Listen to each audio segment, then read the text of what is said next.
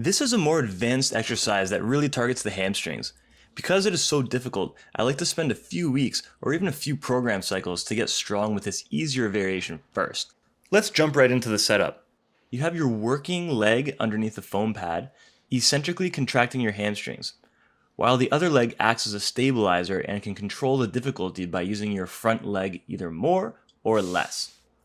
You want to pre-contract your hamstrings by pushing them up into the foam pad as you start to lean your body forward. That's going to eccentrically work your rear leg's hamstring. Now this is a slightly harder variation.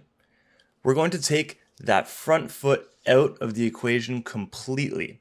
So we're totally relying on our rear leg. It's going to make it harder for sure. So what I like to do is put my former stabilizing leg on the top of the foam pad so that we can't actually help out too much. Maybe a little bit of stabilizing, but that's about it. Your left leg here, the leg that you're not trying to work, the leg that you're not isolating, set it up almost like a Bulgarian split squat so that you're not actually using your hamstrings at all. But then the leg that you're trying to isolate goes under. So I have my left leg that the hamstring is not working, going over top of the pad, and my right leg underneath. And you're gonna have to stay really, really, really tight here. Brace the abs, squeeze the glutes. You don't wanna be too hyperextended so your lower back is working a lot. We want it to really isolate the hamstring.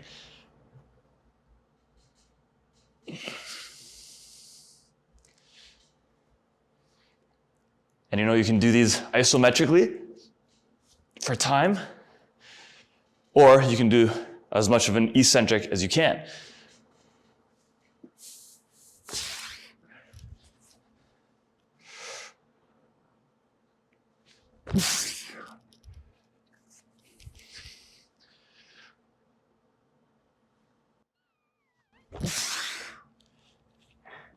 Now I came up with this exercise because I was rehabbing a hamstring injury, and I noticed that even once I rehabbed it and it got out of pain and it got a little bit stronger, it still was not nearly close to the same strength as my other leg, as my good hamstring. So I thought, why not try and isolate this exercise, see if I can even do it in the first place. And I was able to do it, kind of, as you can see, but it was enough to really isolate and force that hamstring to contract a lot. And I was able to bring up the strength a lot closer to the stronger uninjured side. I noticed that if I was doing Nordic hamstring curls with both legs, my weaker side would still not be working enough, which is kind of weird because you would think it would be working overtime to match it, but just my nervous system was not sending the signals there. So doing this single-sided and isometric, I was able to really get the hamstrings going. And over the period of a couple weeks, it really evened out the strength from my left and my right hamstrings.